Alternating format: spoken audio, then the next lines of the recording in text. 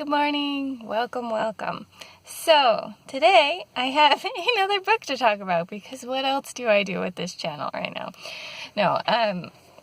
As part of the Asian Readathon, I have not finished all of my TBR books from it, but I've also been trying to read other Asian books as well this month. So I wanted to talk about one that I just finished that was really fun and relates to one of my TBR books that I finished a while ago and didn't really talk about, so we can maybe talk a little bit about it now too. So, what is this book, you may ask? This is The Last Tang Standing by Lauren Ho. This is a romance novel. I feel like I probably picked it up because I heard another booktuber talking about it, as with most of the books that I read right now and that I find. This one was a fun one. It's about Andrea Tang, who is 33. She's a lawyer who's pretty dissatisfied with her career, and it is going to be the last Tang standing, by which we mean that like all her cousins and things are in relationships, getting married, all that kind of thing, and she at 33 is at that point in their society where it's like, what are you doing with your life? Why no marriage? Why no babies? All of that. So yeah, it was a fun little one.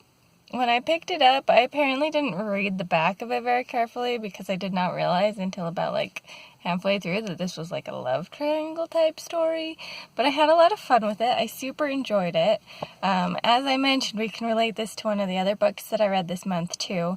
Earlier this month, I read Ali Wong's Dear Girls, which was a memoir versus this being fiction, but the humor and things reminded me of each other. So I thought that was really fun to be like, oh, this is like Ali Wong's book, but in fiction form. Especially some of the romantic escapades and things. Well, definitely not exactly the same. There were a few that I was like, oh, this really reminds me of Ali Wong's book. So it was silly and cute, and I loved the comedy. I found both of the books great. This and Ali Wong's Dear Girls were really fun overall. I really enjoyed that. I also enjoyed this because for me, even though it talked about sexual escapades and stuff, there was no details or anything, because that's a thing that really kind of turns me off. Which I guess, to be fair then, to say Ali Wong's did have a little more explicit content than I wanted. It didn't go into super graphic in some things, but in some areas it did, that I was like, oh, I really didn't need to read that. But this one, it mentions that people are having the encounters, but it doesn't really go into detail, and I really appreciate that. That's a feature I enjoy in my writing and all of that. And the way that the love triangle aspect of it plays out, it's a lot of slow burn. So that was really fun. I enjoyed that. I think if I had one complaint, if we're jumping into spoilers as well, so there's your warning if you don't want them. But the way that the love triangle plays out is that she ends up engaged to this guy who she's not super passionate about, but is oh good, I can get married, he'll be a solid support, that kind of thing. And then realizes that she actually wants to be with her coworker Suresh, who I was rooting for the whole time anyways.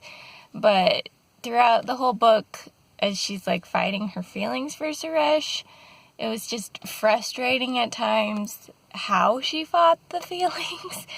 That she would just completely shut him out of her life and things like that, and it would just some of that was a little frustrating to me. I thought she was a little too stubborn on some of that. So I like a good slow burn, but the degree to which she was trying to keep it from even being a slow burn was a little frustrating for me.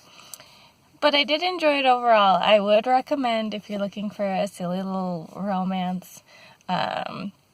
Also, since we've talked about it too, I would recommend Ali Wong if you're into that kind of thing. It was a fun memoir.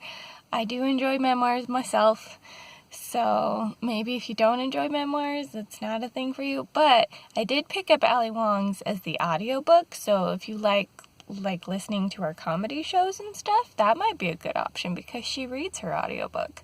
And it was really fun to be picturing her talking and stuff too. So that's also an option. But yeah, if you have any other silly Asian romances you want to recommend me, or memoirs that might be akin to like Ali Wong's, feel free to share down below. If you've read either Dear Girls or The Last Tang Standing, feel free to share down below. Share your thoughts and your opinions. I'd love to have discussions about books more. But yeah, I think that's all I've got for now. This is the Umlaut Harper signing out.